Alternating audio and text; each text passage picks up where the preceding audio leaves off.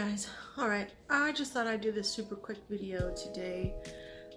Originally it was going to be about makeup and how I was going to try to wear makeup more often to help cover my rosacea.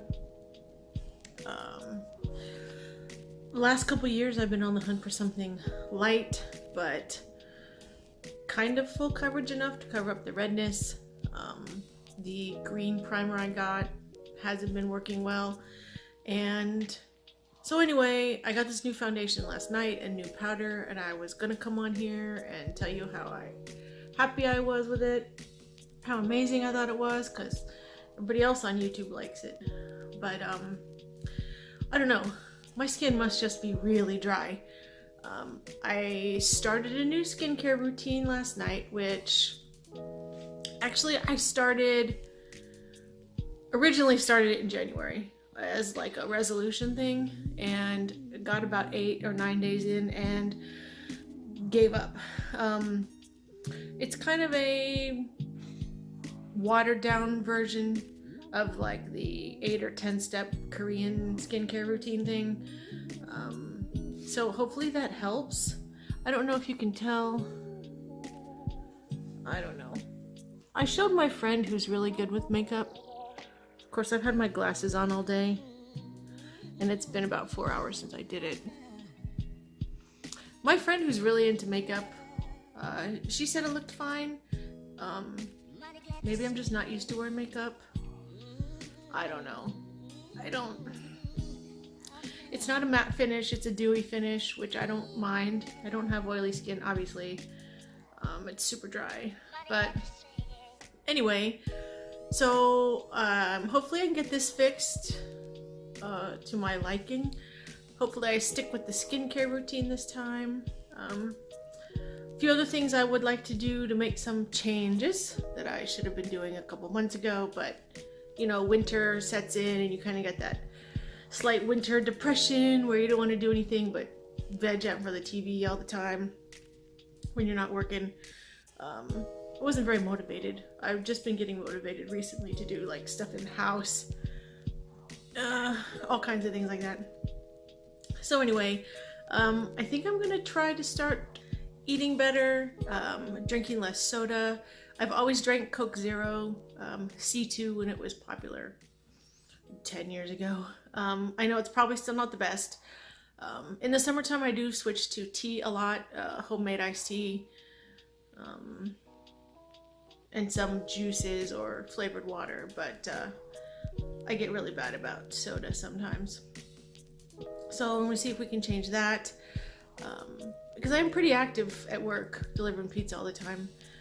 I try not to sit. I don't sit as much as I used to, but I am getting older. Metabolism is lower, if not gonna get lower in the near future. So there's that. Let me show you real quick some of the things that I've been using, or the things that I'm using in my new skincare routine. Alright, so basically this is the basics of it, minus one thing I didn't use last night, and that's a toner, which I didn't buy a store-bought toner. When I did some research to start this in January, I discovered that you can just use green tea with matcha in it,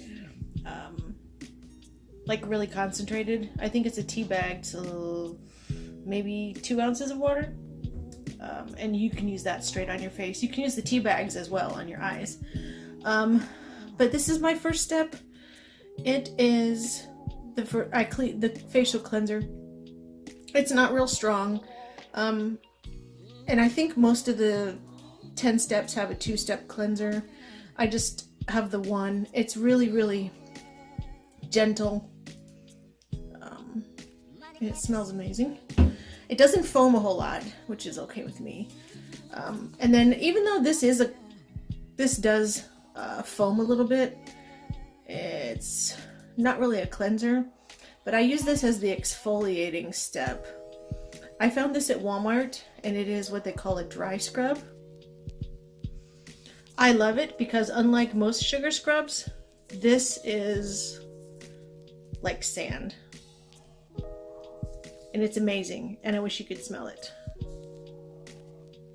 Then of course, third step would be the toner, just to pat the green tea on my face and let it dry.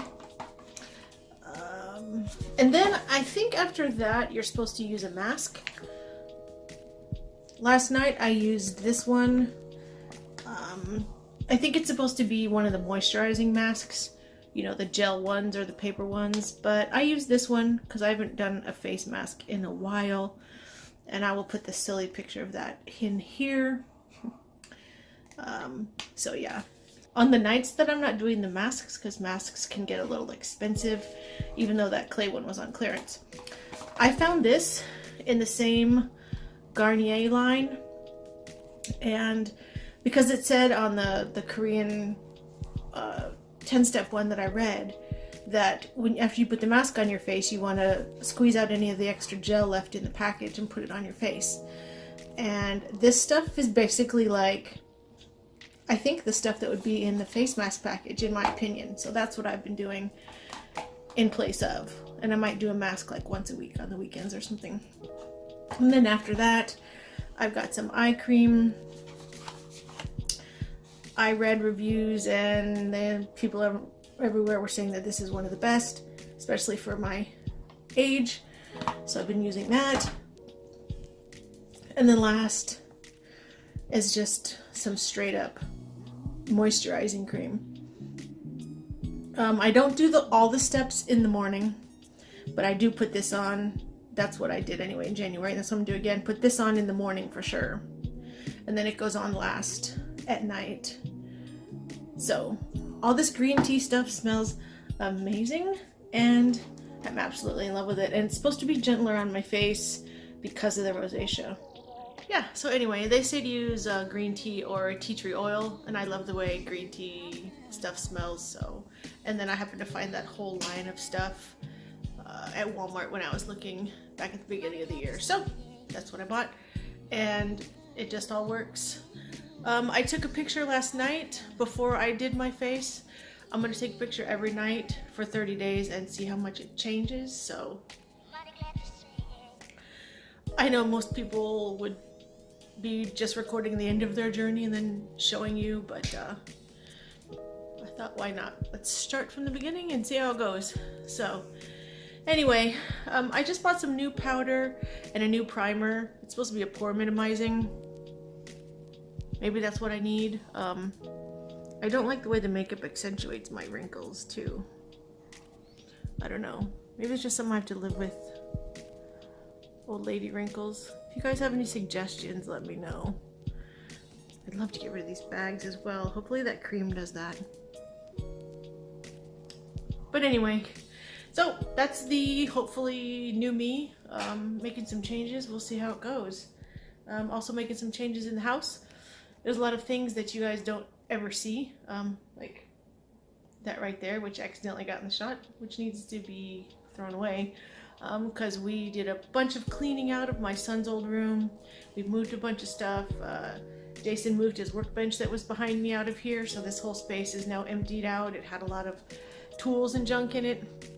Now in another room, I've got a bunch of Christmas boxes, Halloween boxes, just boxes. Like, see those two boxes? In that Christmas container? That's been there practically since we moved. And it's been 5 years.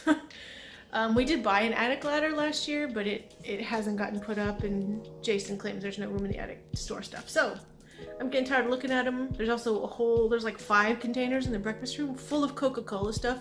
Back when my kitchen used to be done in Coke. It needs to get out of there, it's in the way.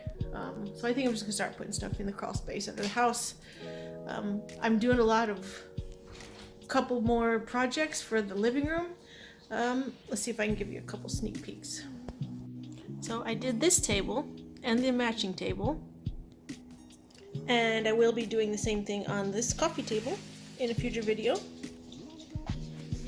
as well as these oars I did. I didn't do a video on them. They're upside down. This one was kind of bowed from sitting on these two were sitting on the cat shelves for the last few months. So I'm trying to get this one straightened out. They're gonna go in front of, I was gonna use them as curtain rods, but they're not long enough, but I'm just gonna put them in front of the curtains. So we can get the rest of this whole coastal thing taken care of. We got this cabinet from Jason's work. That one as well, which eventually is going to get put back together and in the spare room. And this wall, we found the perfect boards for me to do an accent wall. So that's coming soon. That clock is going to go on it, which I think looks like a porthole. I'm super excited to get that on the wall. I think I'm going to get a couple of these cat shelves fixed. This one needs to come down. The other one made holes there, so I may just stop with that one as being the last one. They don't use them as much as they used to. I'm also planning on changing the color of this wall. You can't quite tell in this light. On camera, it's coming out a lot more tan and neutral, but in real life, it's rather yellowish tinted. And I've got a few swatches in my pocket that I picked up from Walmart today. They don't give out test quarts or pints anymore of colors, so instead I picked up like, I don't know, 8 or 10 samples of each color, and I'm gonna tape them together into one big patch and slap them on the wall. I wish the camera was more true to color. I'd get you guys' opinion. I definitely, part of me was gonna just keep it as a sand-ish color, just a lot lighter and more tan, but then in my home in Second Life, I've got some walls in there that are kind of not quite white, but kind of gray. So I found a couple samples like that are kind of a grayish. I found a grayish and I found a grayish white. So a sandish one that's more warm, a grayish, which is like a grayer sand, and then like a gray white. So I'm still undecided on what I want to do with these walls, because I know, and again, I apologize for the messy living room. That's why I don't normally show it. You know, the hall tree is that grayish blue with the stripes. The end tables are now gray, like a stone gray and white. The couch, once I get a new couch, will probably be one of the big color pops. This is teal. I don't want to put too much teal. I want it to be a coastal living room, but I don't want to go overboard. And of course you've got those. Those are more green sage though than teal. And the curtains that are going to go over, it'll be like a linen, like a cabana linen white. So that being said, and floors eventually, right now it's some cheap flooring. Floors eventually I'd like to do in like a lighthouse oak, kind of like a pecan, same as this cabinet that I showed you guys the last video I did. So, or a driftwood color basically. So that being said, I still don't know if the walls need to be light or if they still need to be like a warm sand. Oh, excuse me. Maybe they do need to be warmer, especially with the tables already being grayish and white. And there's a Papasan chair that Walmart has I want to put in that corner that's going to have a huge white cushion as well, which means there'll be no sand. The tops of the end tables were supposed to be more sand colored. In fact, the color on the chalk paint is called mineral, and I've used this before when I did my acrylic pour, but for some reason this is not the color on the end tables. It's almost a gray, which is really strange to me. It looks great, don't get me wrong, but it's not what I wanted. Ooh, bad backlighting. But anywho, that's that. I've rambled long enough. This was supposed to be a short video, and now I think it's like 20 minutes long, and that's gonna get thrown away too. That was for the divider in the breakfast room, and I ended up doing something else, which I still don't like, and I'm probably gonna do something else. So, anyway, thanks for watching me ramble and talk about some of the changes going on this year. Yeah, thanks to all the new subscribers, by the way. It's been great. I hope I get a bunch more. And again, if nobody saw, I don't know if I only put it in the comments, but Ricky was the winner of the SHTF box, of the extra January box that we got. if I can get another 100 subscribers or so, if I can get to 500, I also have an extra knife from this February box to give away too. If I hit 500 subscribers, I will definitely give away that knife to somebody, and I'll think of something else, because one small knife isn't enough for that big of a milestone for me. Maybe I will come up with something else more towards the moms in this bunch. Alrighty, well, thanks for watching. Until next time, bye bye.